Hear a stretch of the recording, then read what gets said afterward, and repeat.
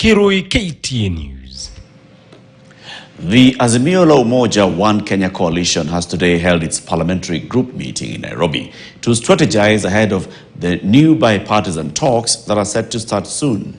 However, details of the real deal between President William Ruto and Azimio leader Raila Odinga have remained scanty, with some sources indicating 3 cabinet secretary slots and an international duty for the former Prime Minister are on the table in the arrangement that could see a reshuffle in cabinet and a substantive leader of official opposition. And as KTN's political affairs reporter Emmanuel Tor now tells us, the Kenya Kwanza side is yet to name its team.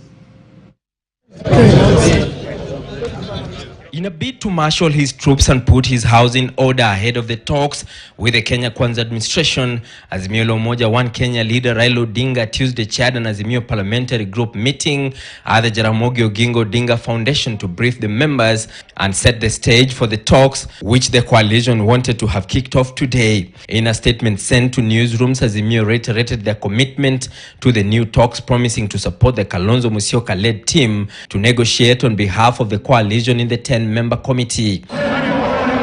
The details of the secret night meeting between Odinga and President Ruto in Mombasa 5 days ago have remained under wraps, but sources have intimated that a discussion to have 3 cabinet secretary slots in government granted to Azimio alongside other ministerial and ambassadorial dockets came up during the talks.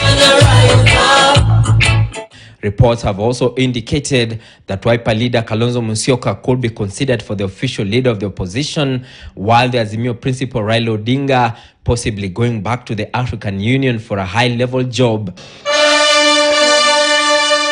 In return, Kenya Kwanza wants Azimio to publicly recognize the legitimacy of William Ruto as the President of the Republic of Kenya, as well as end the demonstrations. I have engaged our friends in the opposition, and we have agreed that as a nation, all leaders, past, present, and future, that violence,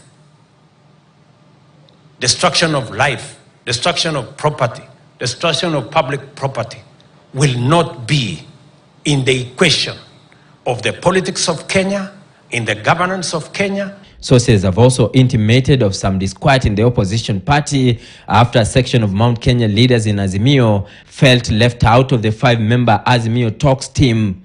None of the Jubilee members were nominated to sit in those talks.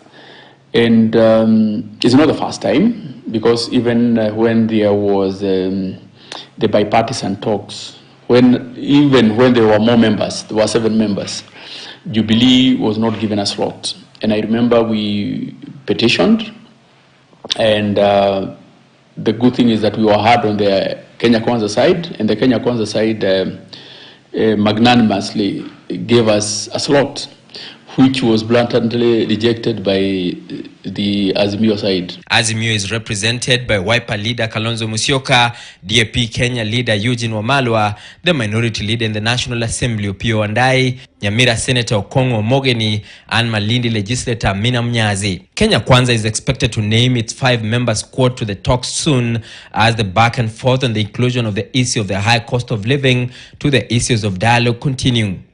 Emmanuel Tor, KTN News, Nairobi.